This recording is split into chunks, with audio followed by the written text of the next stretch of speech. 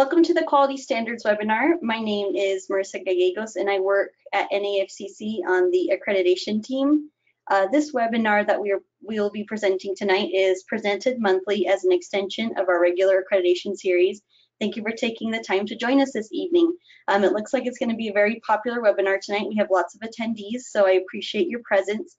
Before we get started, if you could comment in the question box your name and where you're from, I would appreciate it so I can check and make sure that everyone can hear me and see the presentation.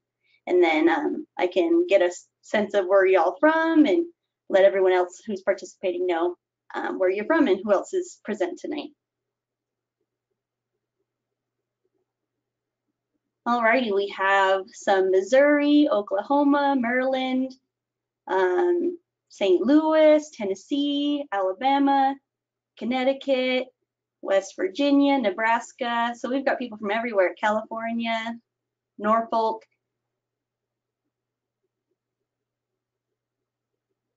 Some more California, Colorado, Alabama. I like Regina Castro from the best city in the world, Chicago. I like that a lot. I might have to agree. I've never lived in Chicago, but I have family there and have visited before. My family, my father's from there, so we're huge Cubbies fans.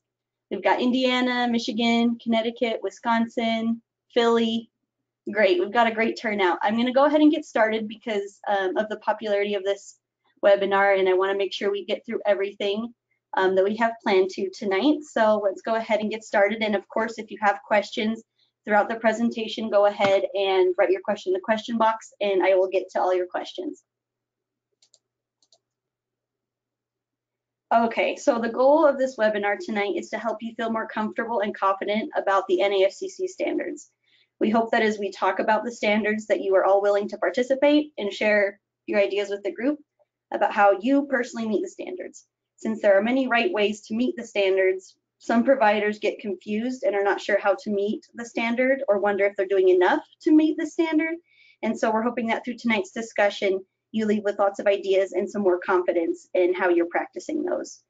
We will first give a brief history of the standards, what they are and how they are organized. We will then dive into the specific standards, starting with the most missed standards during the observation visit. Then we will cover STAR standards that are often missed or unobserved, and then we'll finish up with the UNSTAR standards. Please know that because we are limited on time, I'll do my very best to answer all your questions. But if one particular standard has many questions and I'm unable to answer all of your specific questions, you're always welcome to email us afterwards at accreditation@nafcc.org. Also, just to let you know, we won't be covering every single standard tonight. We'll just be covering the most missed or the most talked about ones. So if you do have further questions about standards that weren't covered tonight, you're more than welcome to, like I said, email us or give us a phone call. And I'll give you all that contact information at the end of the webinar. Okay, the NAFCC standards are research and expert-based practices that will be the foundation of your high-level quality family child care program. They are practices or habits that you will need to implement into your program to become accredited. They have been shown through peer-reviewed research to be the best in child care practices. So just a little bit about the history of the standards. The standards were developed through a 4-year consensus building process that included hundreds of providers, parents, resource and referral staff, and other early childhood experts. Key in the development of NAFCC accreditation standards were 53 community work groups that met across the country. These work groups held a series of discussions to define quality in family child care, to give specific indicators that would help others recognize high quality care in the field, and to envision the NAFCC accreditation process. An extensive review of research findings in the field resulted in the development of the first draft of the standards. Hundreds of individuals diverse in religion, race, ethnicity, income, education, and job role responded to successive drafts of the standards. More than 400 respondents rated the importance of the proposed standards and suggested changes and improvements.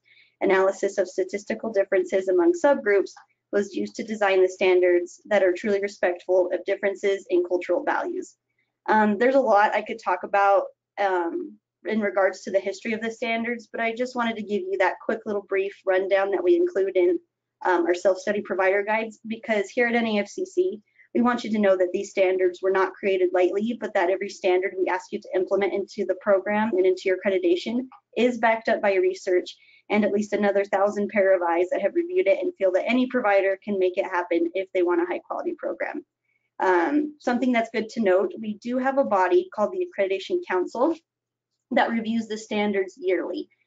They continue to keep themselves up to date on the latest research to know if revisions or new standards are necessary, as well as to work with research groups and universities to make those updates and ensure that there is no bias during the making of these important changes and implementations. So if you're ever worried about a standard or in questioning why we have those, it's all research based and backed up, and thousands of eyes are looking at it to make sure that they are plausible and possible for every provider to be able to meet and fulfill. Okay, the quality standards are organized in a couple different ways. The first, and what is most common that you will see as providers, are numerically and divided into 5 content areas: relationships, the environment, developmental learning activities, safety and health, and professional and business practices. The quality standards are located in your benchmarks to quality book by level if you have purchased self-study in the past, but they can also be found listed out numerically on our website. To find this, I can show you at the end of the webinar if there's anyone who's wondering where it is, but I'll try to give you the best directions I can. All you have to do is visit our homepage at NAFCC.org, and then if you scroll down to the right-hand side, there's a bunch of little blue boxes that have links on them, and the second one down is titled NAFCC Accreditation Quality Standards with 2017 updates. That's where you can find all of the quality standards listed numerically in these sections that you can see in the box here on the left on your screen. When an observer comes to your home, they will be evaluating you on all of the quality standards that you will find on the quality standards list. However, they will be working with a workbook that has them in a slightly different order, which I've listed on the PowerPoint slide here on the right. In their books, they are organized by routines, relationships, developmental learning activities, environmental checklist, and records. I sometimes get providers calling me when they get close to their observation worried because they see that an observer is working in a different book, or I guess they call afterwards, after they've been observed, and they say, well, I think they might have had different standards than me because I saw that their book was different. But we assure you that they're all the same standards. We just have them organized differently so that it's easier for them to see all the standards that you're implementing into the program.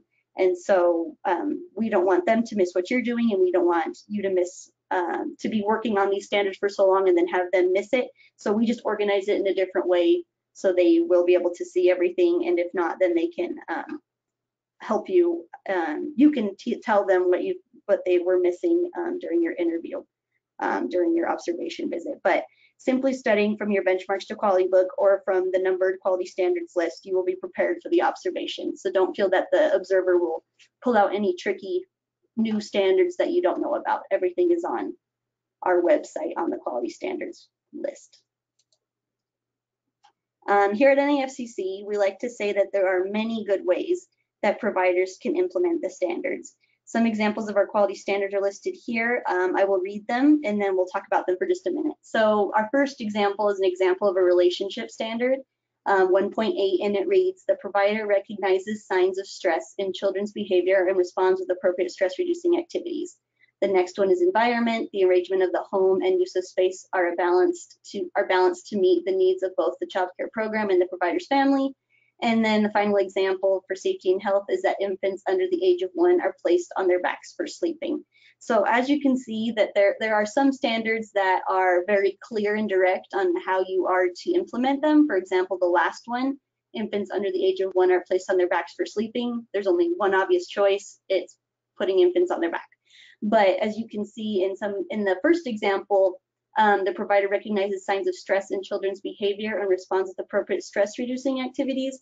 That could be a huge arrangement of what a provider might want to choose to do for that, depending on who the children in their program are, depending on their personal teaching style, and depending on what the situation is, why they're stressed, and how the children responds to different stress coping exercises. So There won't be one right or wrong answer, and if I were to poll everybody and ask what kind of stressors there are and what kind of stress reducing activities you do, you would find that there's a huge variety of responses to completing this standard, and all the answers that you would give would be correct.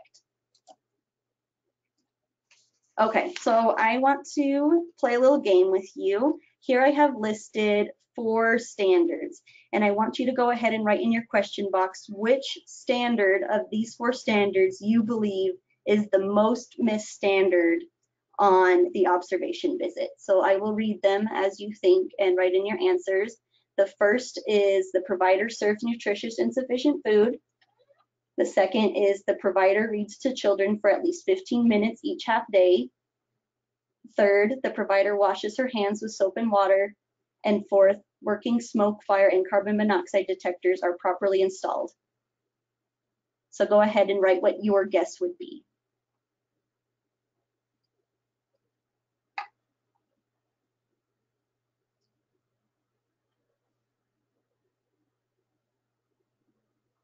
Alrighty, I'm getting a mix. I'm getting a little bit of all the numbers. So don't worry, we'll go ahead and talk about, we'll end up talking about all of these because they're all popularly missed, but in just a second, I'll go ahead and show you what the most missed standard is.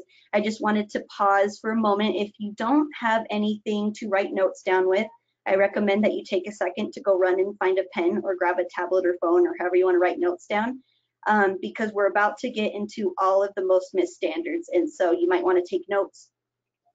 So you can look and refer back to them later as you're preparing for an observation visit or as you're looking and reviewing your program to make sure that you're meeting these most missed standards. And before we get into this, I do just want to have a reminder that all of the standards are important. So just to make sure, and I hope that as we share this information, you'll be inspired to take a closer look at these specific standards, but also not to overlook all of the other standards since they're all important. So it looks like I've really got a good mix. Most people are choosing between either serving nutritious food or reading for 15 minutes. So let's go ahead and to the next slide, you'll have your answer.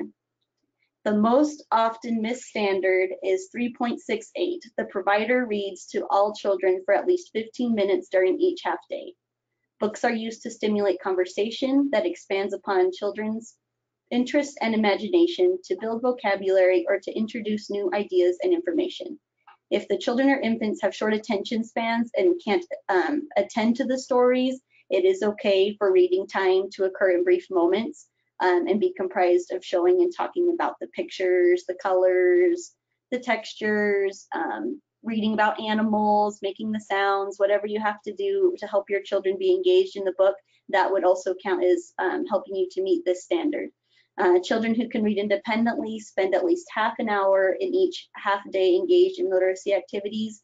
Some examples would be reading, writing, listening to stories, performing plays, and there might be some more ideas. If you have any, you can go ahead and write them in the question box and I'll share them with the group. But this is a required standard that is most often scored less than fully met. So all providers are reading, but they're maybe not making the minimum amount of 15 minutes each half day. This standard is critical in preparing children to read and to be successful in school. So please take the time to implement this standard into your program. Observers will time you when they're at your program. When you start to read to them, they'll start to time you to see if you are meeting that at least 15-minute mark each half day. Don't stress out if you're reading and your children are just losing interest. Just go ahead and let it go and try again later. Be composed, because if you stress out, then you know that the children will start to stress out and make your worse that day. So go ahead and just, before you get to the observation visit, go ahead and practice in your program. Time yourself if you want to. Have your phone next to you or a little timer to make sure that you're meeting this standard. And if you're not quite there, that's okay. Just keep practicing with your timers. I have some question coming in. Regina asks if it's okay for the assistant to read to the children. Absolutely. Anyone who works in your program can read as long as the 15-minute each day is making it there with each of the children. Angelina asks, what is an ideal time frame for an infant group? That's a great question. I'll pull that out to everybody else before I give you my opinion. So providers, what do you believe is an ideal time frame for an infant group? I personally have a toddler who was just recently an infant, and I like to read to him just before bedtimes or during meal times when was eating occupied. That's a good time for infants that I've seen personally, but every group and child is different. But that would be my personal tidbit for you, so you can maybe try just before nap time or during meal times where they're sitting and occupied with something else and they can't escape from you if they're in their chairs. Okay, I've got lots of questions coming in. Does the conversation included in mealtime work? Karen asks. So no, it depends. So if you're doing a story time with conversation, then yes, that would be a good idea of a way that you can go ahead and meet that standard if you're doing story time, or if you do literally have a book in front of them reading, then yes, either of those ways. But if you're just having a conversation, then no, that would meet plenty of other standards, but not specifically this standard, because we want to expand on children's interests and imagination. We want to be helping them build their vocabulary. So that's why reading or storytelling needs to be part of that standard. Someone asked, I don't use electronics a lot, but every now and then I don't have time to get the book with their school program. Can we use a book from YouTube? There's actually another standard that doesn't want you to be using technology in YouTube, so I would have to say no on that one, not because it wouldn't be helpful for this standard, but because it's going to help not be so helpful in meeting another standard that I just remember off the top of my head. So be careful using electronics in YouTube. You want to be reading out loud to them, otherwise it might become background noise and they're not paying attention. Just like I mentioned with Karen's question, we want to be making sure that reading is helping to build vocabulary and introduce ideas that they might not be they might not know about before reading. Alexis, so we have a couple other people asking what the ideal time for reading to children is. So I'll just pull that back out to the group. I see some people saying reading at nap time is good. And like I mentioned, I feel like reading during meal times is something that the council has suggested, since that's when children are sitting down. I know mealtime can sometimes be chaotic, especially if you have several children and some that you need to help attend to eating. So it's just really going to be up to you to sit down and think through yourself what would be the best time for your program. Maybe there's a quieter time during the day that you can try to get that done. But like I said, it doesn't have to be always a consecutive 15 minutes. If you have crazy children who are running around all the time, just try your best to get that 15 in as you can, even if it's in just 5-minute tidbits here and there, just at least 15 minutes during each half day. Let's see. I just want to make sure I got all your questions. Oh, Shelly mentions, or maybe it's, yeah, Shelly and Lisa were saying, yes, snacks and meals work best. We multitask and read. They mentioned reading while a husband's brushing teeth. That's a good idea. If they can't really talk back when you're brushing their teeth, that's a good idea. She says that they have a special 20 minutes where they dedicate to brushing teeth and reading. So that's a great idea. Another provider says snack time, or after snack time and before nap time, or during nap time has worked for her. I just want to make sure I get all these questions. Mary, yes, Mary brings up a good point. She says, books give an opportunity to ask open-ended questions. What do you think will happen next as you're turning pages? That's a great one. And that actually is a standard we're going to be talking about a little bit later. That's another missed standard, or not often viewed, is asking open-ended questions. So great job, Mary. We'll be talking about that in just a minute. Are there any other questions or suggestions about how this standard can be met? There were lots of great questions, and if I missed your question, go ahead and type it again if you feel like I didn't answer what you needed. I have some providers saying that they feel that's a good idea to be reading at nap time or just before nap time. So go ahead and try that out if you're not trying it already before before or after nap times, before or after snack or meal times, during teeth brushing times. I think those were the 3 main ideas that I got out of the group from the questions and answers that were being submitted. Okay, let's go on to the next standard. So the second most often missed standard is 4.8, the provider serves nutritious and sufficient food. So most of you had gotten it right during the little game we played that this is the second most missed. I just had a quick question about reading. Enter in, will the observer make sure every child is being read to? Yes. So part of that standard is making sure that every child is either read to, or if they are old enough to read, that they're reading themselves. So yes, don't isolate a child, or be sure to make sure that all of the children are being read to or that they're reading. Okay, so let's go back to this second most missed standard.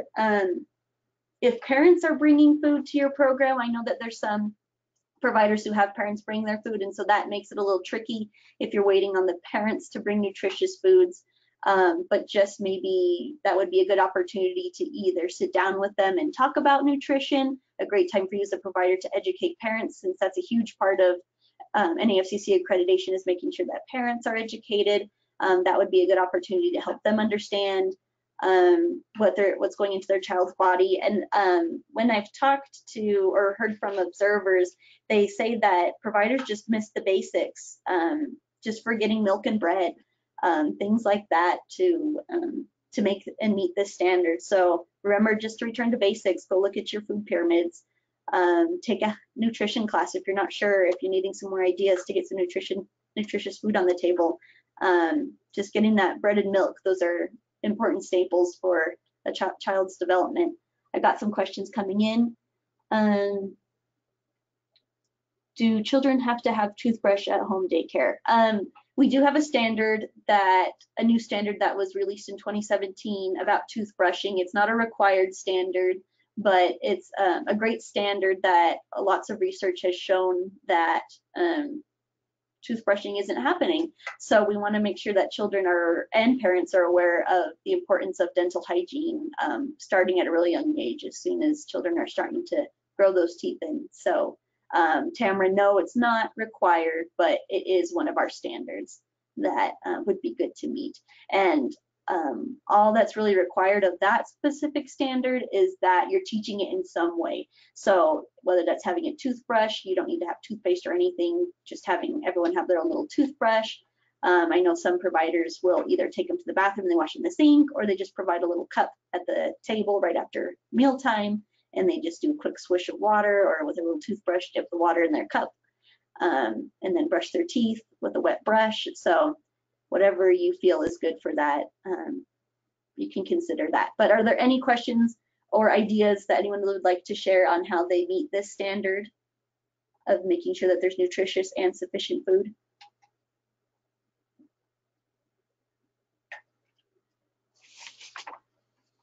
Alrighty, we'll go on to the next standard, and if anything comes in, I'll let you know. Okay, the third most often missed standard. Children, there's a couple of standards that are related to, so these next two slides incorporate the third most missed standard. It used to be one giant standard, but has since then been split up into 3 because it is very specific. So I'll read it through, and then if there's questions, let me know. So children under the age of 3 are in the provider's line of sight always, except when attending to personal needs for up to 5 minutes. The provider assures the safety of all children while attending to his or her personal needs. Children age 3 and older may be out of the provider's line of sight for short periods of time if the provider is close by and listens carefully to assure all children are safe. And children under the age of 6 are never inside or outside by themselves. When children are inside, the provider is inside. When children are outside, the provider is outside.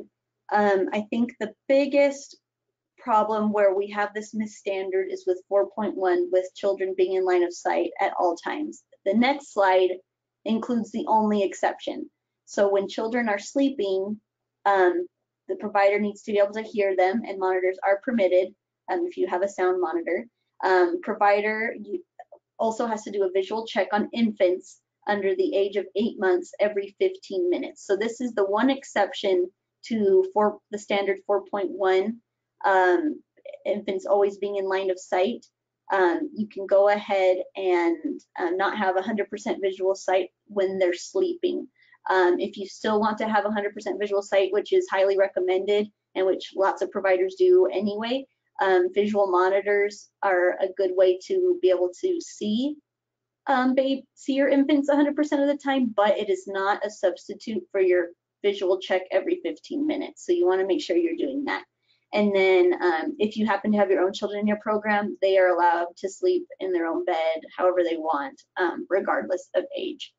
So are there any questions in regards to these last two slides that we saw? And I can go back and forth if there are questions in regards to either one of them. I think the biggest question and doubt I have is in regards to sleeping infants, and then also having children inside and outside. So making sure that they're all inside or they're all outside, unless of course you have an assistant that's helping with some inside and then you yourself are outside, or arrangements as such.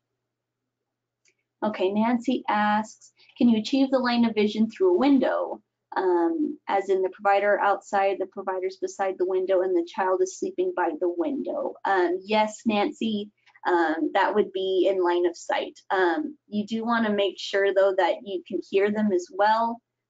So if the window's closed, then that wouldn't be meeting that standard. And like 4.3 says, children should never be inside or outside by themselves. So you would want to have at least an assistant or someone in the house while there is someone sleeping there. So I guess to answer your question, it depends. So if it was just you, then no, you would meet the sight of vision part, but you wouldn't meet the 4.3 standard saying that you are inside while they are also inside. So just be careful with that, making sure that yes, you met the one standard but not the other, and they're both START standards, so you want to meet them both. Angelina asks, so if I need to take care of my own needs, is it acceptable to have infant placed on their back in the crib? Yes, that would be perfectly fine, because you do have your 5 minutes to yourself, and the children and the infant on their back would meet the other standard. So yes, that would be perfectly acceptable. Stacy asks, I have steps going out into my backyard with taking care of little ones and some with special needs. How would you stay in the standard with this one? I just want to make sure I'm understanding your question, Stacy. So are you saying that those steps are making it difficult for some children to be inside and outside, or are those steps making it okay, so they all need help getting out? So yes, that's fine. If you're in the transition of going outside, yes, that's fine. Just make sure that as you're making that transition, maybe have the older kids go first, since the older children over 6, they're allowed to be outside for moments, even though if you're still inside. So that would be my suggestion, have the older children go out first and then you can help the littler ones or the children with special needs to come out next. That way you would still be meeting the standard. And of course, we're not going to be like so extremely picky that said, oh, that child left and you have 1 foot in the door. No, we're human. We're not going to be so nitpicky about that. So yeah, it's a transition time, so that is totally okay. And you have a special circumstance as well with having special needs children. Karen asked, what if I have an enclosed patio right outside my daycare space, almost like an extension of the space?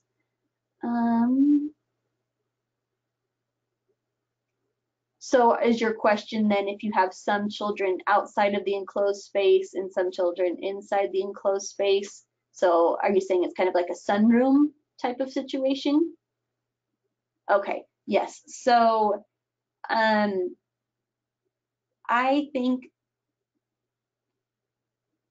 guess it depends on how enclosed it is. If it's still considered an indoor space, then you would want to make sure that the children who are outside of the enclosed space are older than 6 years old. But if it is open to the outside, then you would want Okay, you live in an apartment. Okay, so yeah, so then that would make me think that it's open to the outside space. So then, yeah, you could have the little kids playing in the enclosed patio space while you have the older kids running out in the yard. Yes, because it would all be outside still. So yeah, I think that would be completely fine. And if I know that I might not be able to answer every specific question for you, but if you have any doubts during your observation visit, you can ask at the time of your interview, like, hey, like this is how I did it. I feel like that is an appropriate way to do it. If not, let me know. But yes, I think that would be appropriate as long as the children who are out in the yard while you're in the patio space aren't younger than 6. So you meet those standards. Karen is asking, hold on, some of the questions got mixed up. Oh, I think Stacy's asking, my oldest is 3. Can they be out there while I am inside? I don't think so. I'm just rereading the standard, make sure I'm not missing anything. No, because children under the age of 6 are never inside or outside by themselves. So you would have to be, at least during the hours of your program, you would have to be with them outside. Okay, got some more questions coming in. Will a closed patio work for infant and toddlers if I'm cooking, heating food, line of sight? Okay, oh no, I smushed a question together. Okay, so will a closed patio work for infant and toddlers? Tamara, I guess I would just refer you back to what I had mentioned to Karen. You will just need to yeah, as long as you're all outside in the patio, you are in line of sight and you can hear them, and it's technically an outdoor space, then yes, you would be fine. So they can stay out of the heat, or for whatever reason you want them in there. Angelina asks, if I'm cooking, heating food, can the line of sight be aided by using mirrors to be able to see the children on the other side of the room? So mirrors actually do not count. We asked the council about this because someone had asked and I actually wasn't sure. So we asked, and mirrors do not count as line of sight because it's kind of like a monitor. It's not your own visual sight. I guess I don't really know how to explain that with it making sense, but no, it has to be your own eyes without any aid to be able to see them. So I know some kitchen arrangements are difficult, so you'll have to, with the older children, that's okay if they're a few minutes away from your visual sight, that's within the standard. But infants and children under the age of 3, they do have to be in line of sight of all times. So you'll have to figure out an organization for your kitchen living space so you can be able to see them at all times. Okay, I think I answered everyone's question. Did I miss anything? If I did, go ahead and please ask again. There were some people that had like 2 or 3 questions, so I just want to make sure I got them all. Okay, we're gonna go ahead and move on then to the next one. The 4th often missed standard is the last one that was on our list. Oh, Shelly asked, does my assistant sight count? Yes, assistants, substitutes, yes, their line of sight counts. Okay, so the 4th often missed standard is the last one that was on our game list. Working smoke, fire, and carbon monoxide detectors are properly installed according to manufacturer's instructions. Smoke and fire devices are on each floor of the home. Smoke and fire devices and carbon monoxide detectors are adjacent to or where children sleep. Monthly maintenance checks of all equipment are conducted and recorded, including batteries being changed annually or as needed. If you're on our NAFCC accredited providers Facebook page, about a month ago, maybe 2 months ago, there was a really sad story. I think it was in Philadelphia, if I'm remembering correctly. There was a provider, family child care provider. They weren't accredited or anything, but family child care provider, their home burnt down, their apartment burnt down, and they had children there late at night with them. They were in overnight care, and the children passed away. So this one is really, really important to make sure that this one is being met. It seems like a small thing, but make sure that you have these things working, because it could be really a life or death situation. So make sure that you're checking these and making sure that they are there. This is required even if your home is fully electric. CO detectors are, the carbon monoxide detectors are really affordable and easy to install. So please make sure you have those. They should be required anyway by your states. So make sure that those are working. Okay, these next required standards are often scored less than fully met. So 4.34, children are never left alone on a changing table. So a lot of times observers will see that the provider has the child on the table and they just turn around a quick second to grab the diaper and then they take both hands off the baby. So just make sure that you always keep one hand on the child, whether they're on the table or whether they're on a mat on the floor. Make sure that that there's always a hand on them so that they're safe. Okay, Tamara asks, oh, she had a question about the monitors. She says, so if I have one in a hallway, one in the common area, can I have one in the kitchen? You can have as many as you want, I guess. I don't know if there are any restrictions to how many you can have, but standard-wise, it just says make sure that they're adjacent to where children sleep. And then, of course, in your kitchen or anywhere that there could be smoke involved. So, yes. Okay, Roseanne asks, even if you're all electric, still need a carbon monoxide detector? Yes. The council has said that it is required to have a carbon monoxide detector, even if your home is fully electric. And I'm not sure the reasoning behind that, but I think it's just for extra protection. Yeah, I think that's why. Irina asks, what can you use if you don't have a changing table? So you can use, like the standard says, a non-porous mat on the floor. If you have a changing mat, that works. Just make sure that you're wiping it down. There's another standard, not included in this standard, but there's another standard that says after diaper changing, you clean the surface that you change the baby or the infant on. So whether using a table or a mat, go ahead and make sure it's clean afterwards. So I hope that answers your question. Okay, let's go on to the next one. The next two, oh, I guess I accidentally put that one twice. So yeah, we talked about the smoke and fire monoxide detectors. And then the next one is a fully charged and operable ABC type fire extinguisher is in plain sight and available in or near the kitchen and on each floor of the home used for childcare. All extinguishers are inspected and tagged annually. Non-rechargeable extinguishers shall be replaced according to manufacturer's instructions.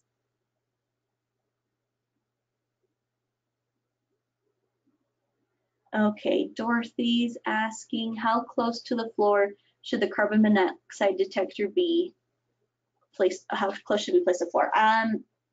I don't think we have a requirement for NAFCC. To be honest, I don't know much about carbon monoxide detectors, so you might want to check when you purchase a carbon monoxide detector, just read the manufacturer's instructions and it will probably have the recommendation or what is required for that. Or it might be as easy as looking at on Google. I don't know if I can answer that question specifically for you, Dorothy, because I don't know. But for NAFCC purposes, we don't have a specific number or anything of how far away or close it should be.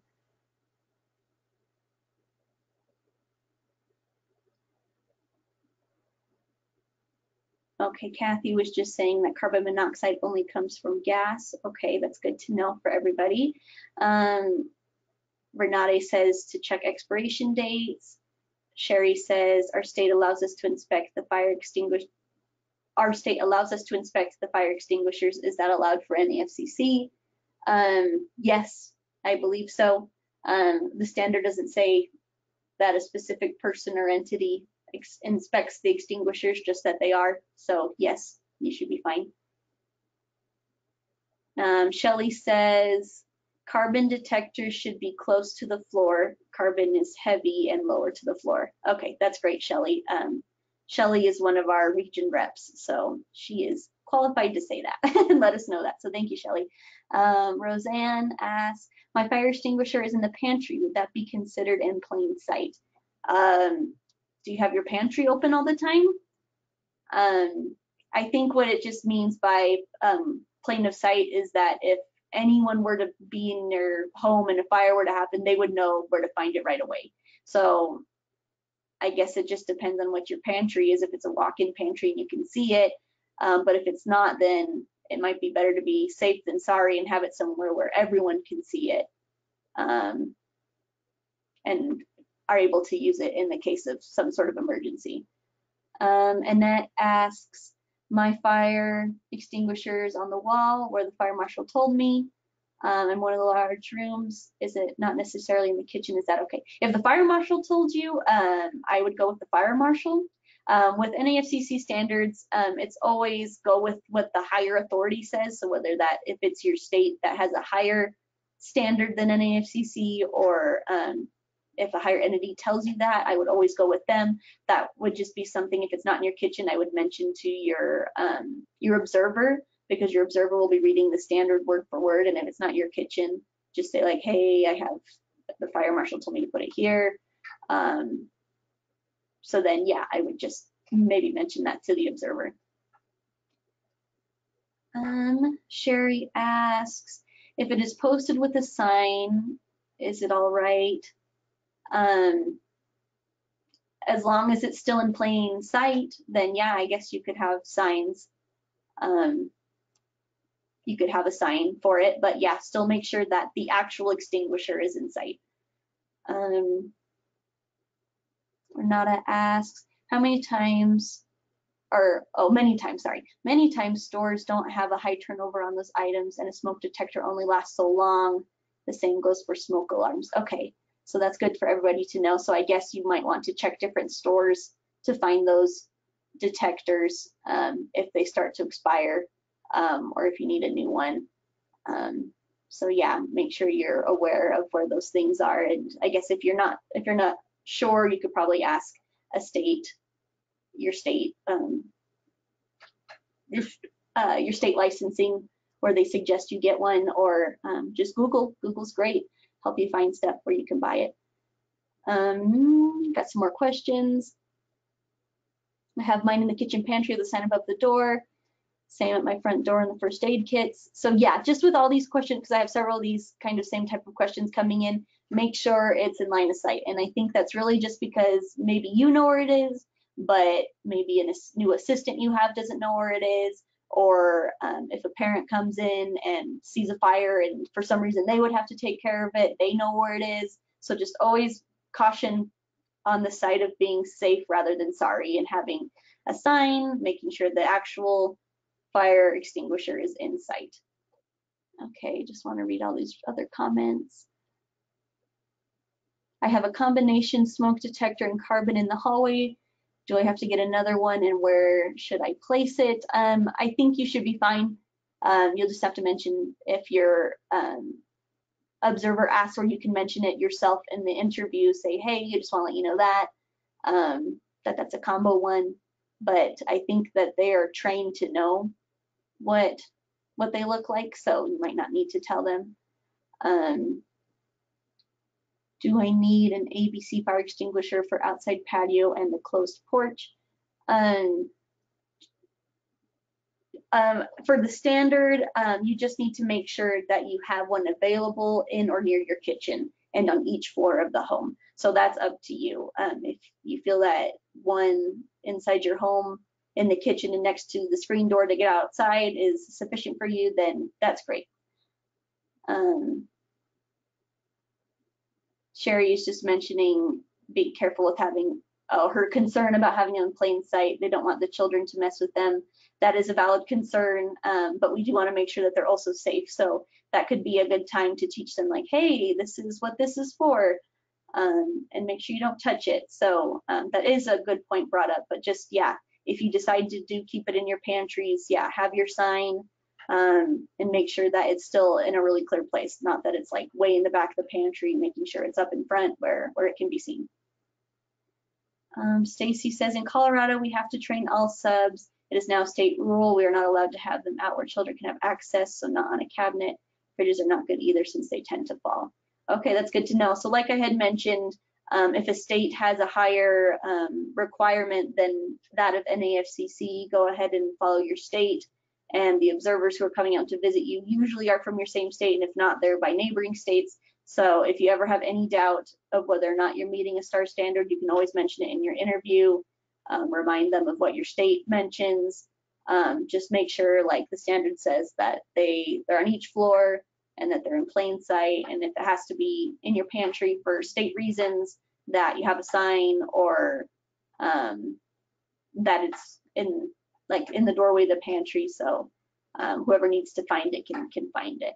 So thank you for all those questions. I'm sure that's helped out a lot of providers. And I guess that's why the standard is often scored not observed, because it just isn't found, or we're not sure about it. So thank you for all your questions on regards to this standard. Are there any other questions or comments that might be helpful? Okay, we're gonna move on. Someone had started to mention this, first aid. So this is actually the next standard we're gonna talk about.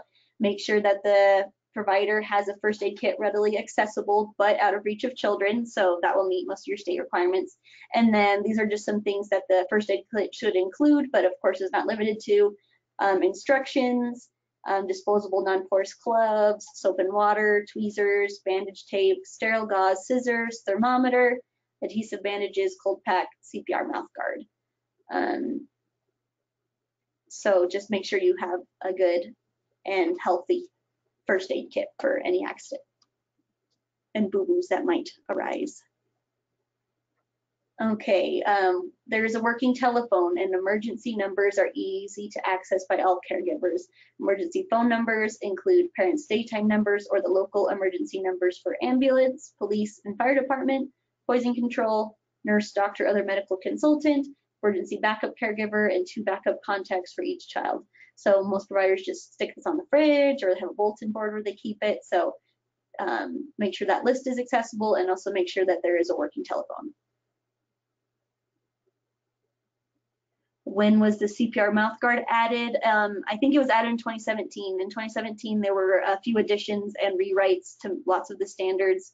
So that was most likely when it was added. I've only been here with NAFCC since the beginning of this year, so I can only assume that if it wasn't there before, then it was added in 2017, because that was when our last big update was. Do cell phones count? Yes, cell phones count. As long as it works. If you've got an old phone hidden in your junk drawer, no. Yeah, as long as your phone works, you can use your cell phone. Okay, 4.78 is another standard that is often not observed. Prescription medication is only administered from the original container with the original label intact, listing the child's name. Written prescription directions are always followed. The provider obtains written permission of the parent and administers medication as prescribed by the child's healthcare professional. Non-prescription remedies may be administered with both written directions and permission from a parent or guardian. The first dose of any medication, including prescribed medications, topical ointment, and other non-prescription remedies, is first administered outside the child's care. I once had a provider call me about this, wondering about that last sentence. For example, if a child suddenly becomes ill and they want to give them some Tylenol, if that should have been first taken care at home, or is she allowed to give it? You can go ahead and give the Tylenol if you have written permission from the parent that you can use Tylenol. When it says the first dose of any medication, we say that just so you're not giving a child a brand new medicine that they've never ever taken before. So if they've never ever taken Tylenol before, then no, you wouldn't be able to give them that in that moment. But if they have taken Tylenol before, and the parent knows that there's no mal effects from taking Tylenol, and you have written permission to take Tylenol, then yes, you can do it. So just wanted to clarify that with medications. And then of course, if you have a prescription medication, it can only be administered with written prescription, or with written directions from the parent, and with, of course, their permission to do so.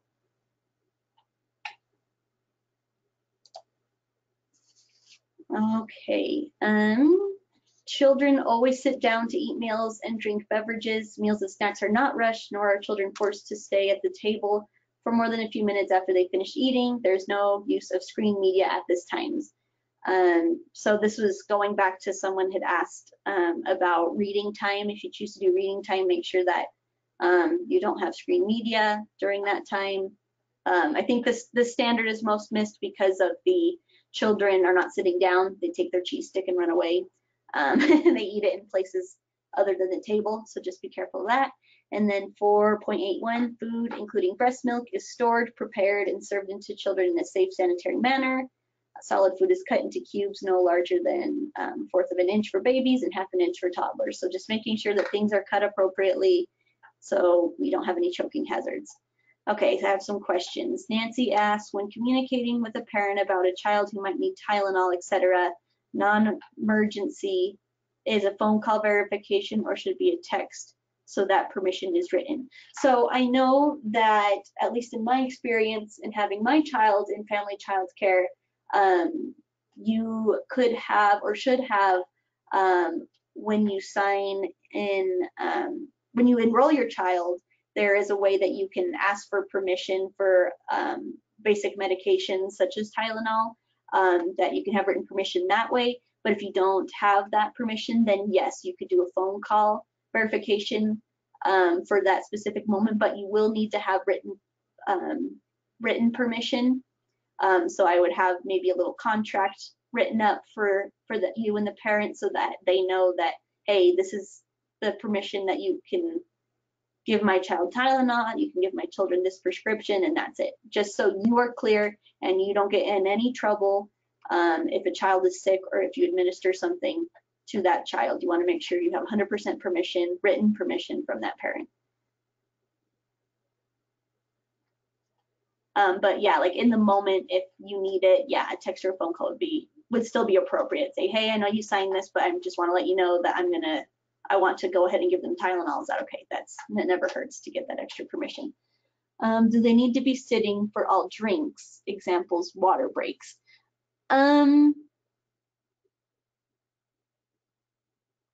Yeah, I would try to get them to still sit down. If it's a water break, just say like, hey, take a seat while you're drinking that. I don't think that would be too hard to ask, but I don't know. Well, it depends on how your children are. But yes, to meet the standard, yes, you would have to have them sit down during water breaks. I have some more questions coming in.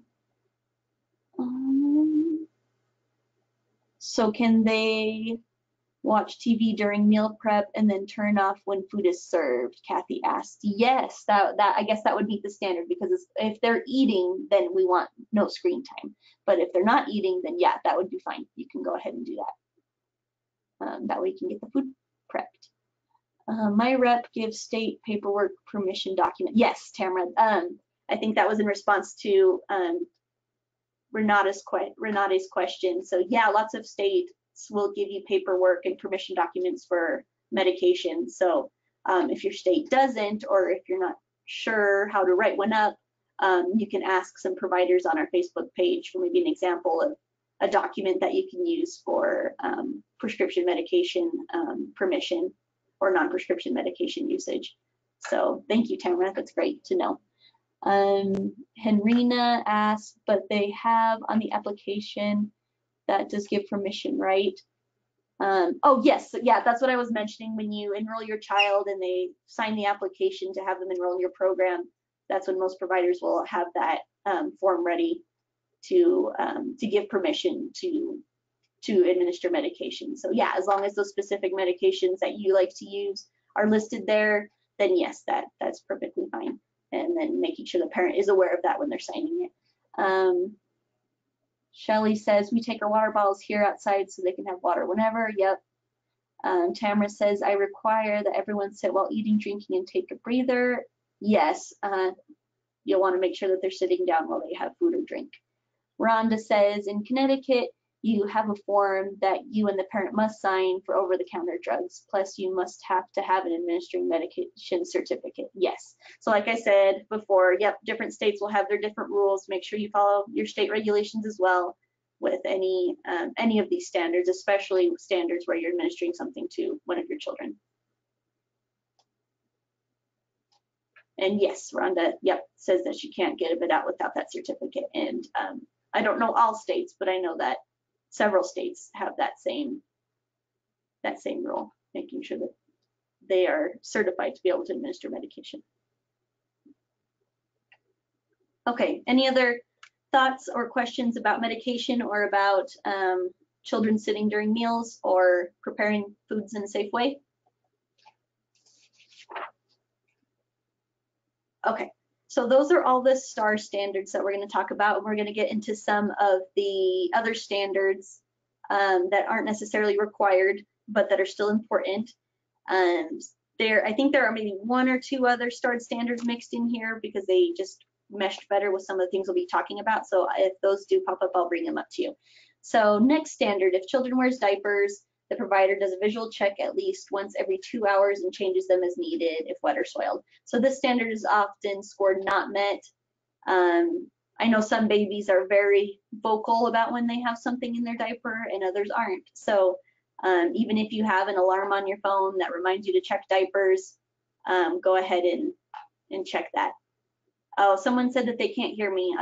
I'll speak a little bit louder, but if anyone else can't hear me, let me know.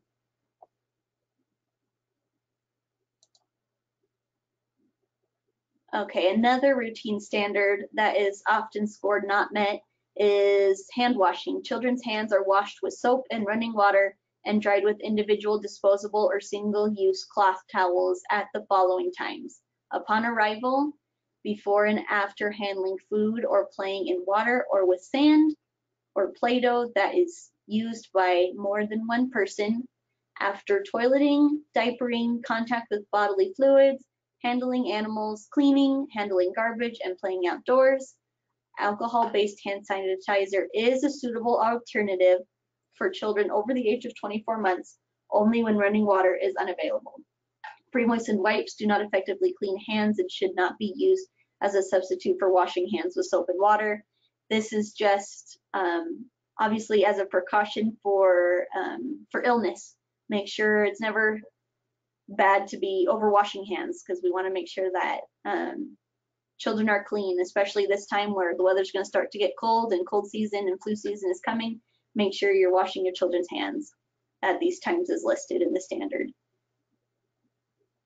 Stacy asks, on the diapers, check and change as needed, or do they need to see us change a diaper too? No, you don't need to change a diaper at 2 hours if they don't need to be changed. So go ahead and change, obviously, as needed. But if you haven't changed a child and it's been a couple hours, make sure that you're doing a visual check, because sometimes we just don't know. We don't hear a child, or they don't make faces to let us know that they've done something. So yeah, we always want to be checking to make sure, because we don't want to get nasty rashes, because that's not fun for provider or for baby. Roseanne asks, so you wash every child's hands when they arrive? Yes. So that is why we've mentioned in the standard that alcohol-based hand sanitizer is suitable. That's just because we don't know what children bring into the program when they arrive. They could be coming from a clean environment, they could be coming from a dirty environment, we just don't know. And so that's why that part of the standard is in there. We do have to wash their hands as they arrive to make sure they're coming in squeaky clean. So that can either be with soap and water, or you can do the alcohol-based hand sanitizer if you don't have running water. So Sherry asks, when we're outside, is alcohol hand sanitizer okay when we're outside? Yes, you can go ahead and use hand sanitizer. If you have a hose, you can also wash that way if you have some soap out there. But yes, I understand that sometimes it's difficult to get every child to wash their hands with soap and water at every one of these specific moments. So we do have alcohol-based hand sanitizer as another option, but if you can, always try to use water, soap and water, because that's the better of the two.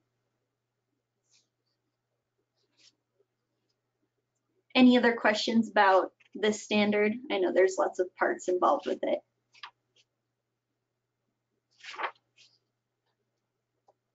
Okay. Standards relating to physical activity. 3.25, the provider takes the children outdoors when the neighborhood conditions are safe, 1 to 2 or more times during the day for a total of at least 60 minutes per day, weather permitting. So weather permitting meaning no active oh my gosh, I can't say that word. No active precipitation, extreme weather conditions, or advisory warnings that may affect the health or safety of the children. During colder and warmer weather, temperature, and conditions, children are dressed appropriately for active outdoor play.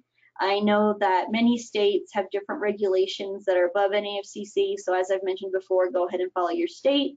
For example, I know that there's some states that don't allow them to go out if it's less than 32 degrees.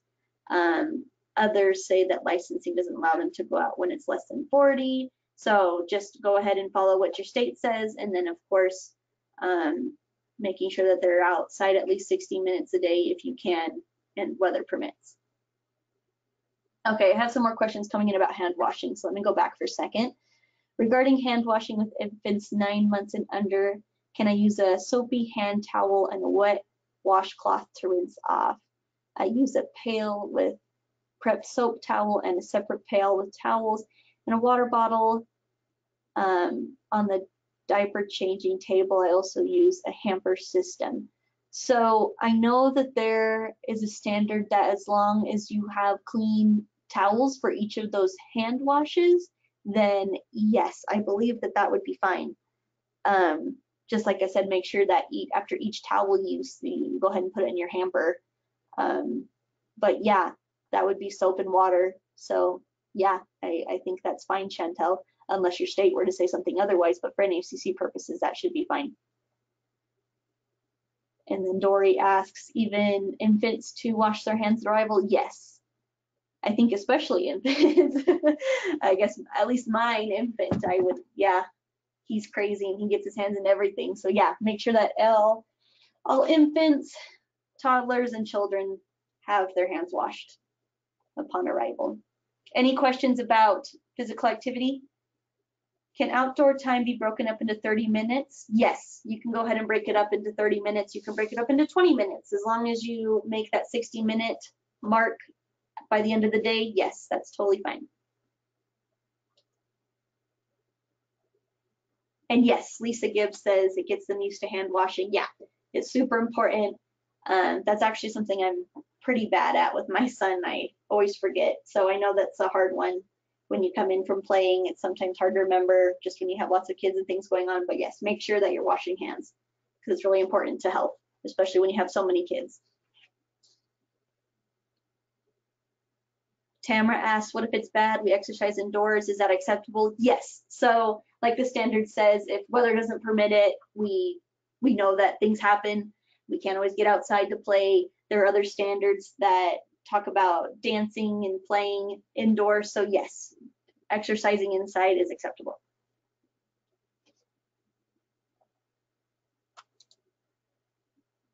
Okay, some more related to physical activity that are often not observed. The provider encourages children to dance or use movement as a method of self-expression to recreate meaningful experiences, tell stories, act out concepts.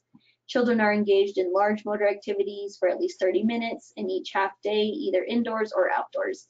These activities may occur at one time or may be accumulated during each half day. So I just wanted to pull it out to everybody. Anybody have any great large motor activities that they like to do with their group that they want to share?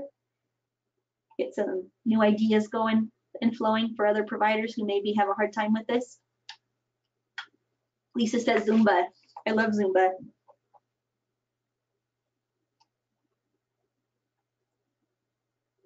I try to do Zumba along to YouTube, but they go too fast. I'm a really bad dancer, but I love it. Yoga. Sonia and Lisa both say yoga. That's a great motor activity, large motor activity. Running around the yard, yoga, dance, duck, duck, goose, dancing. Snowball fights with wadded paper. That's a great idea. Use your arms without breaking anything in the house.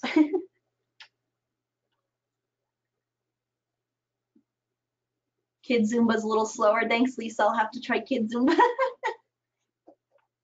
bringing in writing toys, free play outside. Awesome. Thank you for sharing your ideas. Jim Gill's truck stop. We go in a circle. Oh, so you go out there. That's fun. Okay, perfect. Let's go ahead and move on. If you have more ideas, go ahead and share them and I'll read them aloud. Standards about emotions and feelings that are often not observed. Oh, I just want to mention one more. Someone mentioned blow up beach balls, have them toss them around. They love it. Yeah, little kids love balls. That's a great one. Okay, so standards about emotions and feelings.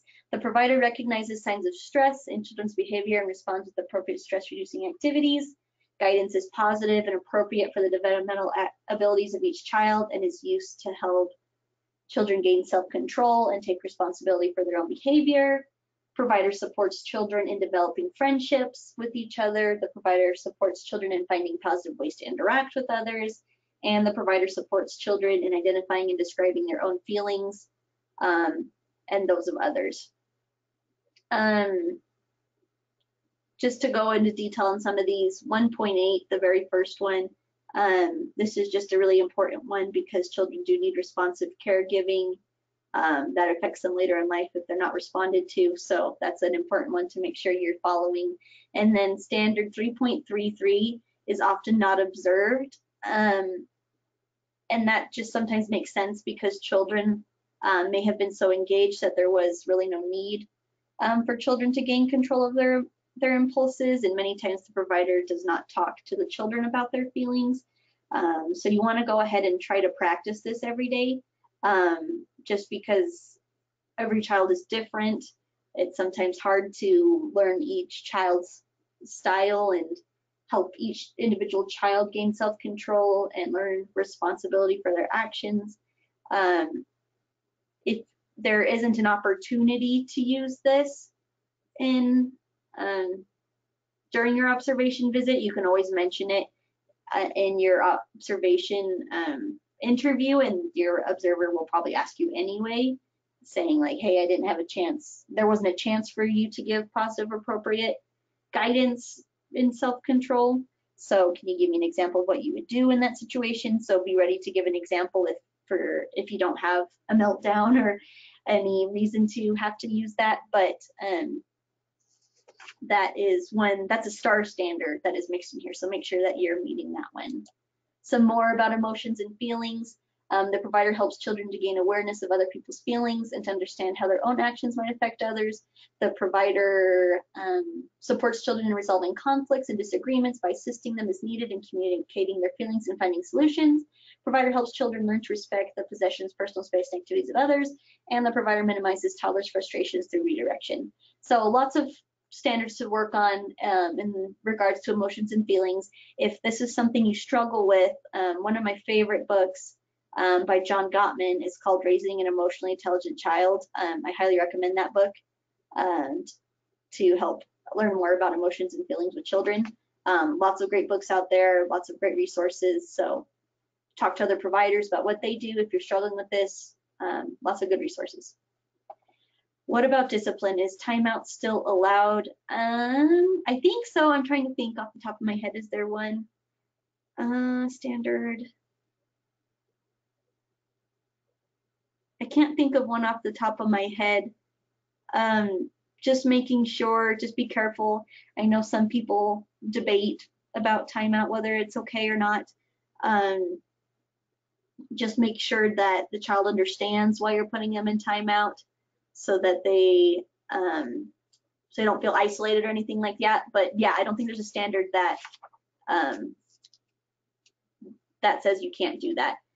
So someone asked for the name of the book. The author is John Gottman, and the book's title is Raising an Emotionally Intelligent Child. Really good book.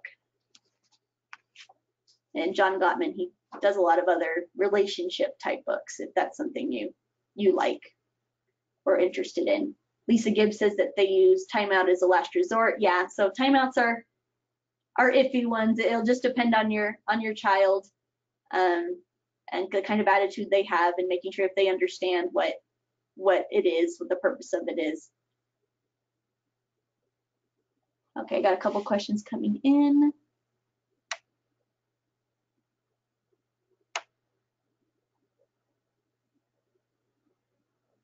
Okay, Annette was saying something about fire extinguishers again.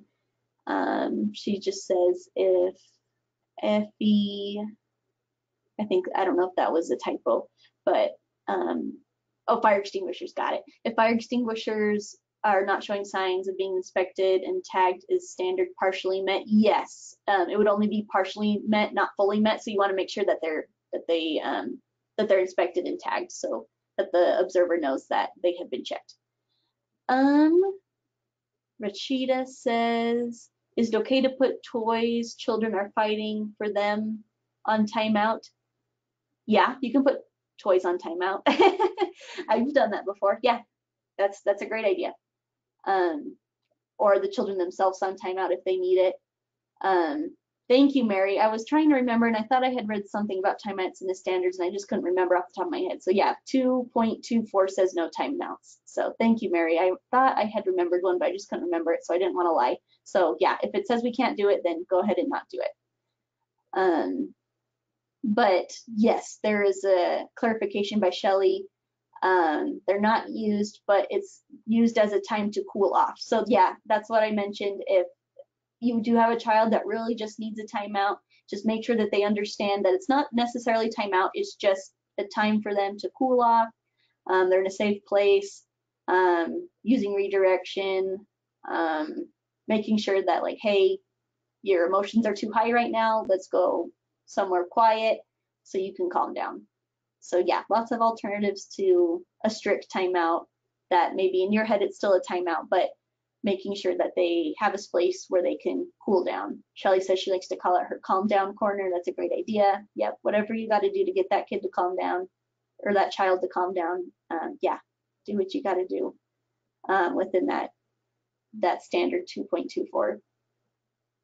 Renata says conscious discipline is a good resource. Stacy says we use stop and think, tell them to stop doing what they're doing, and then I deal with our friend and then talk about and think about what we've done. Great. Yeah, I think there's a lot of negative connotation and a lot of negative feelings towards timeouts. So yeah, just rename it, make sure that it's not I'm isolating you in a corner and making you feel bad about what you've done, but we're talking about it, making sure you understand what was done wrong, helping you calm down, making sure that we're friends at the end of it. Lisa says they practice Tucker Turtle. I really like that one. I've been trying to do that with my own son, but luckily he doesn't get in too many fights. Claudia says, oh, I think Claudia's asking about tips about toothbrushing. Is that a question, Claudia? If anyone has tips about toothbrushing, Claudia would like to know. Yes, okay, so yeah, Claudia's asking if anyone has any tips about toothbrushing. I'm going to keep going on with the next slides, but if anyone has any tips about toothbrushing, I'll read them off so then Claudia can hear them at the end. Okay, we've got about 10 more slides to go. I want to get through all of them. I know that we've kind of passed our hour, so I'll try to go through these quick. Hang on with me. Most often scored, not observed. As opportunities rise, the provider allows children to experience the natural consequences of their own negative behavior. So we've talked about that. And then provider helps children understand and respect people who are different from themselves. The provider responds factually to children's curiosity about similarities and differences among people. So have a response ready in your interview because this often doesn't pop up. Many providers like to say we're all the same on the inside. They like to just remember to be factual and respectful. So if you have a child who uses crutches, you could say honestly and calmly to a child who's asking, he uses crutches because his legs don't work. That's a way to be respectful, but then also be factual about the circumstance about what's going on. And then going back to 3.36, this one's just often not observed.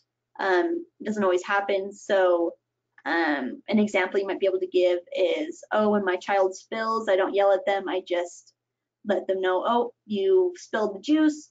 The consequences, you have to clean it up. And then you help them clean it up. I had a couple providers chime in, Claudia, with your question about toothbrushing. Lisa says right after breakfast works great. Shelly says she also likes to do it after breakfast. Amazon has a great toothbrush holder that she's purchased. And then she does toothpaste in a little medicine cup and provides a little bottle of water. Thank you, Lisa and Shelly. I hope that helps a little bit, Claudia. If I get more responses, then I'll let you know. Learning activities often scored not observed. The provider builds on children's emerging interest in print and writing according to each child's developmental level. This kind of goes back a little bit with the reading and writing for 15 minutes. Some examples of things you can do for this are scribbling, recognizing letters in the alphabet, writing names, notes, stories, making books, writing in journals, lots of ideas for that. Children learn math and science concepts in the context of everyday activities, whether that's setting a table, preparing food, sorting mail, cooking, gardening, playing games. You can help them mix and match, arrange things, measure, create patterns, lots of things you can do for that one. And these two are just often scored not observed. And a lot of these not observed ones that I'm showing you, it's just purely due to time.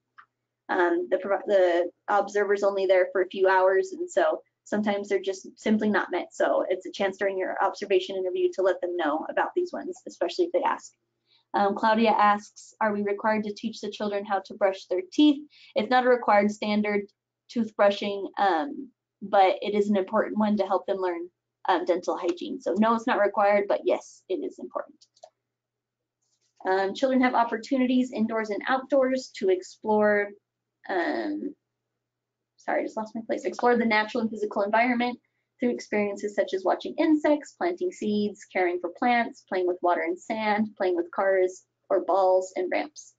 The provider encourages children age 3 and older to observe and make predictions about things in the learning environment using language, hands-on activities, analysis, reasoning, problem solving, and experimenting by asking why, how, and what if questions.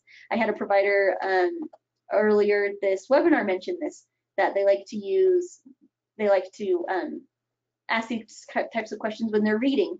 So you can say, what's going to happen on the next page? What would happen if he did go up to the tower? What would happen if he didn't go up to the tower? So that's, reading is a great way you can mention that and get those in there.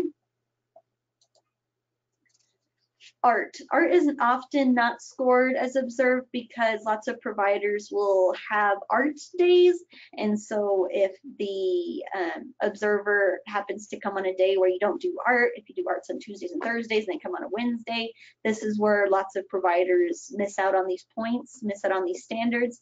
So just make sure that you always have art activities available, just having coloring books out or materials ready for if they want to do it. And then, so that's what 3.76 talks about, just having things available for them. And then 3.77 is about commenting on specific art. So if you don't have art available, you can't comment about it. So make sure that you have art available so you can comment on it. And then when you're commenting about it, be careful to use language of praise and encouragement and affirmation. Even if it doesn't look pretty in your opinion, make sure that, oh wow, that's great. Just having good opinions, because as you know, children get hurt feelings, so we want to make sure that they are in a positive environment, that they know that their art is beautiful. Maybe not in your eyes, but in their eyes, and that they've worked hard on that project. Okay, some more that are often scored less than fully met. The provider sets out inviting art materials. We've talked about that. Toy surfaces are cleaned and sanitized regularly. Toys that are mouthed by a child are not used by others until sanitized. So you don't necessarily have to sanitize them in that same moment once it's been used. If you have a little tote that you want to keep them in and you put it in the kitchen for later to wash, that's fine. Just make sure that multiple children aren't using not using the same mouthing toy. Secure and safety gates or barriers close off access to all stairs, adjoining areas used for children under the age of 4.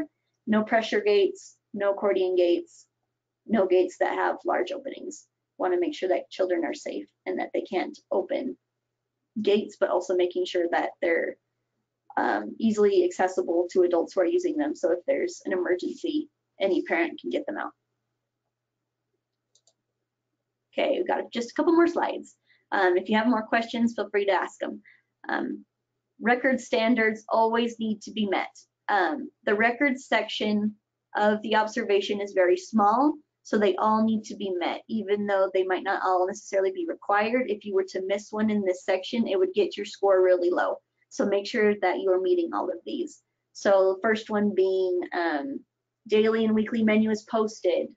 A lot of parents on surveys say that they don't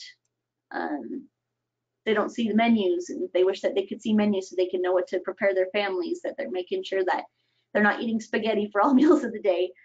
Provider conducts monthly emergency drills and keeps a log about the date and time of the drills practiced. The program is covered by insurance. This one's missed a lot. This is the #1 records missed standard. So you want to make sure that you have professional business liability insurance and vehicle insurance, insurance for your assistants if they need it.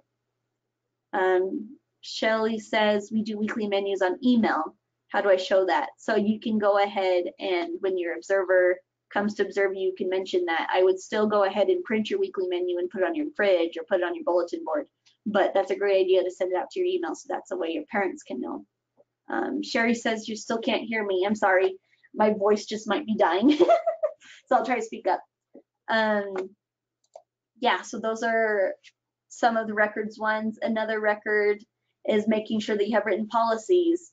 Some areas to have written policies about substitute care arrangements, persons authorized to pick up child, illness, medication administration. We talked about some of these. Emergencies, guidance and discipline, developmentally appropriate learning activities, use of screen media, parent participation in conference, if relevant, if you transport children or go on field trips or religious activities, make sure that those are in written policies as well. The last two of the records that need to be met, the assistant, unless a family member has a written job description defining their responsibilities, and the provider conducts reviews annually with them, and then the provider keeping an accurate daily attendance of records of children, making sure that children are signed in and out at each time as they enter or leave the program. Stacy says, these are in my handbook. Do I need to highlight them? Yeah, I would make it really clear. So when the observer says, can I take a look at your records? You can just pull it out and say, yep, it's all here. So if it's not clearly defined, like each thing on a separate page, then yeah, go ahead and highlight them. So in your own copies so that the observer can see it clearly.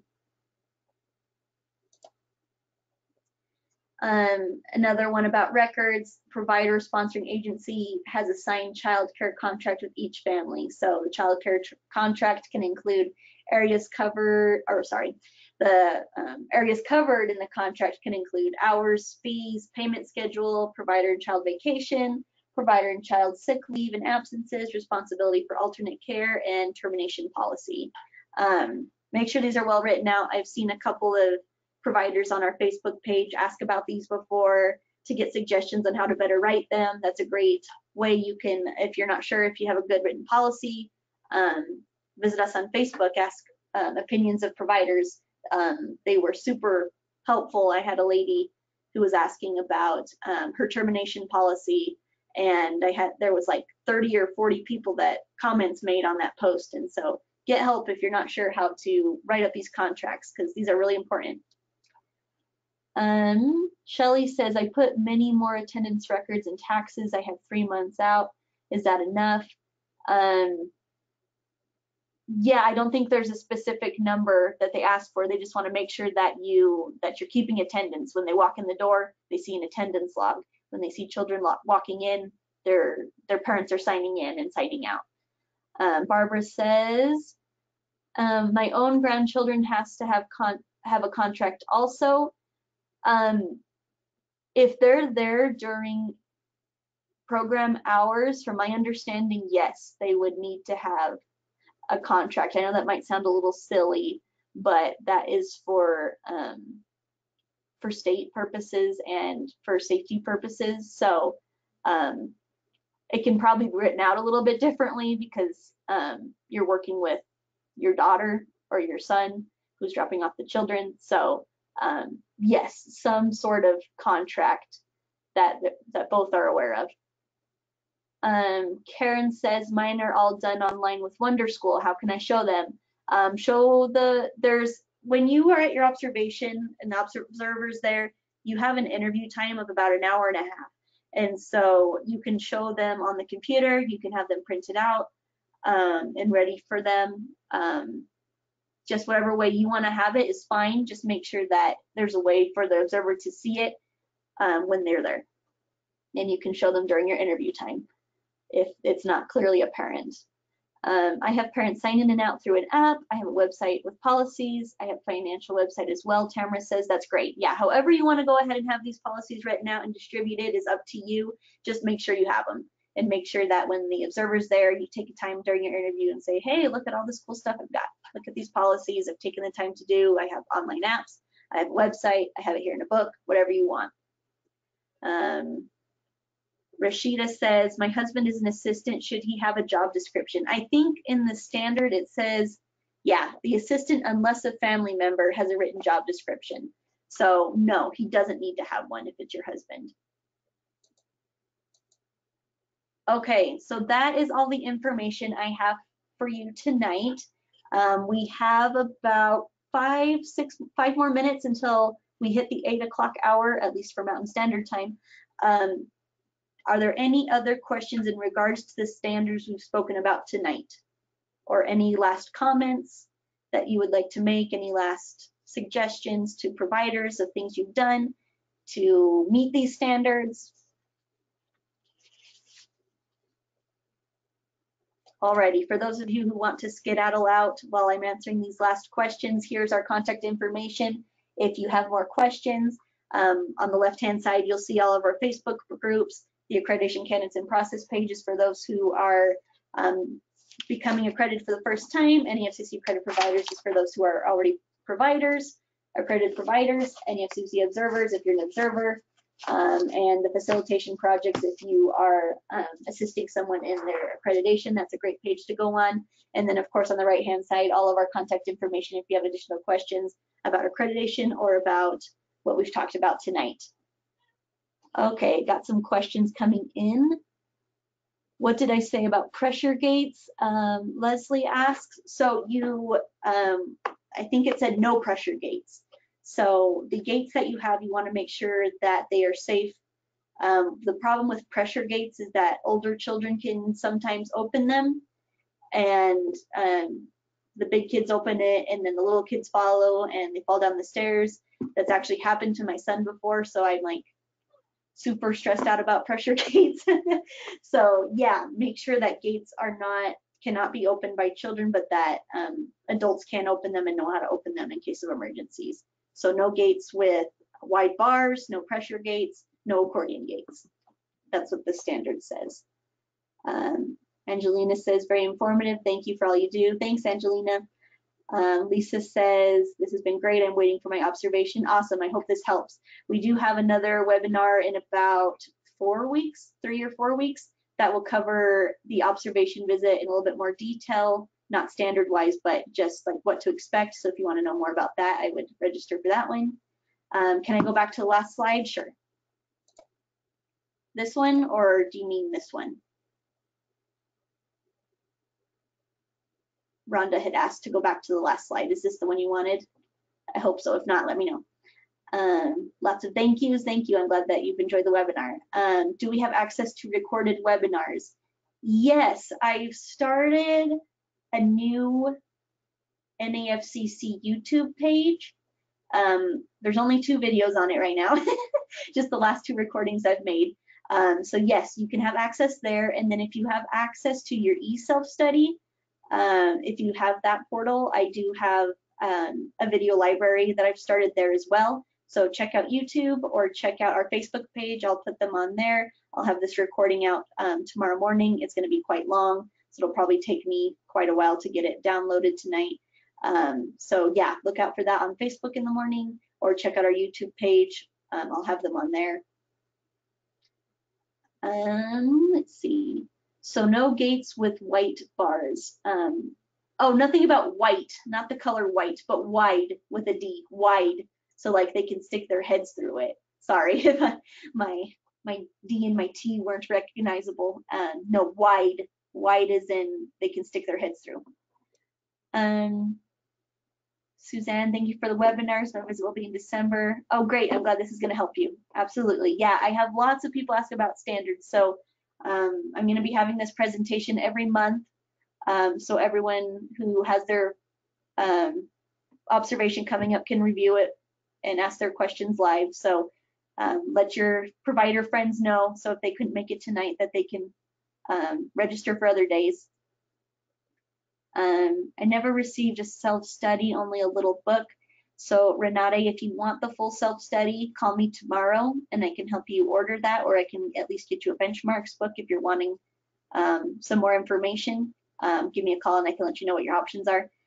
Suzanne, my gates are pressure gates, but they are mounted to the wall. Will that be okay? I think, let me go back to the standard and we can read it together. Where's the gates one? Oh wait, there it was. Secure and safety gates or barriers close off access to all stairs adjoining areas. No pressure gates or accordion gates with openings large enough to entrap the child's head and installed correctly. So just from reading the standard, it sounds to me like no pressure gates or accordion gates at all. So I would be more inclined to say no to your answer, even though you probably got a good system going on. But don't feel like you have to go rush out and buy a new one tomorrow. Take your time if you need to, get your funds. But yeah, if you have a pressure gate or an accordion gate, maybe try to find a new one, or make sure that they don't have the large openings. Okay. Tamara says thank you. She's new and nervous. Yeah, lots of you who are attending tonight are probably new. So yeah, I'm glad that these webinars are helping. Regina's asking if we can take training as a webinar format. Yes, I actually, in the next webinars to come, when we talk about the update in the application, we go through training very detailed. So I would recommend that you attend those webinars to get more information about training. Suzanne says plastic pressure gate, not the wooden ones. Oh, okay. So I think, Suzanne, you'll be fine with that. I think you'll be good. I can double check with our accreditation manager just to be sure. But I just always go, I'm a word for word person, so it says no pressure gates with large openings. So as long as it's not that, then you should be fine. Regina says, so what can I use as proof as you attended? So tomorrow you'll all receive an email that will have proof of attendance. So that email you can keep and print and have to your records. And so when it's time for a submission of an application or update, you can go ahead and send me a copy of the email that I'm going to send you out tomorrow morning. Annette asks about the Tom Copeland is contract. Yeah, Tom Copeland has contract guru books and webinars. Yeah, Tom Copeland is amazing if you need help with policies and contracts. Tamara's asking if there's a webinar tomorrow. Yes, not an accreditation webinar. It's not one that I'm presenting. I'm actually not sure who is presenting it tomorrow, but it's going to be about making your voice heard with the power to the profession. So make sure that if you're wanting to get your voice heard, if you want change in family child care, to attend that webinar if you're unsure of how to fill out that survey. Do you enter training into open initiative? I don't know if I understand your question, Renate. Do I enter training? So if you, when you submit something for training, yeah, you'll just need to submit me your certificates and your training log, and then we can count it.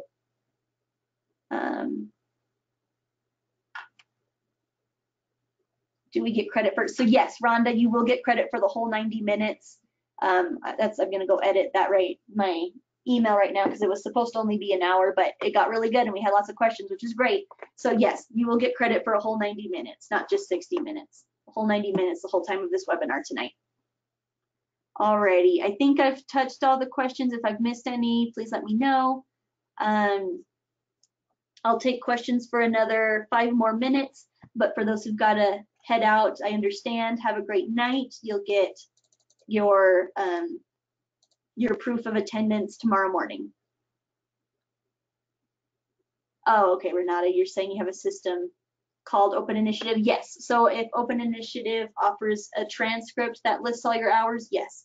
Lots of different states have different names for their training companies or for their training resources. So yes, if your certain one has a transcript available, go ahead and scan it and send it to me when you submit an application or a update, and we can get that taken care of, and we'll get your hours in. Can I put 5.71 back up? Here we go.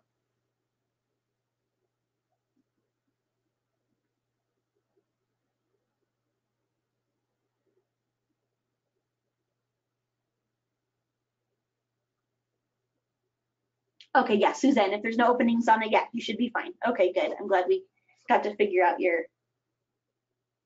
gate situation, so we make sure we're good. Tamara says, what was the last slide before the information on Facebook? 5.34, if the children do not go upstairs. Okay, yeah, I will show the, oh no, Tamara, this is the, sorry, the questions kind of get mixed up sometimes. So this was the last slide before the Facebook one. Before the Facebook one, there was just a questions, it just said questions on it. So this was the last slide that had information. Diane asked, can a pressure gate be at the bottom of the stairs? The railing is metal and there's nothing to attach from the gate. Yeah, I think as long as you have if you have a gate at the top of the stairs too, just so no one's falling, yeah, you should be fine. Oh, but you're referring to a pressure gate. If it doesn't have any openings like Suzanne's does, you should be fine. But yeah, just try to avoid the pressure gates that have big openings. Avoid accordion ones that have big openings. So, yep, that's the concern that we have, are the openings. Did anybody else need to see another slide for me to go back, or am I okay to stay on this one? Slide for the job description for your assistant. Here we go. 5.34 is about job description and assistant. You're welcome, Alexis. I'm glad you had a good time. Are there any other questions?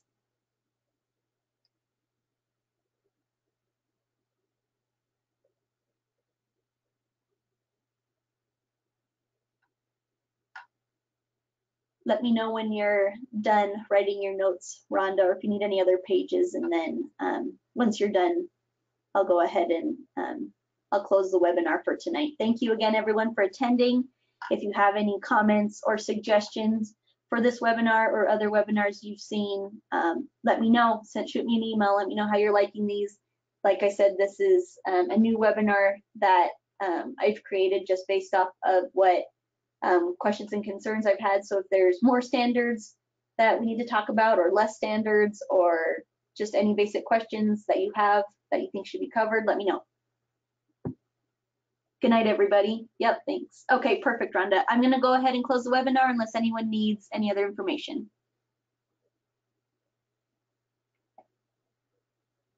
Alrighty, everybody. Have a great night.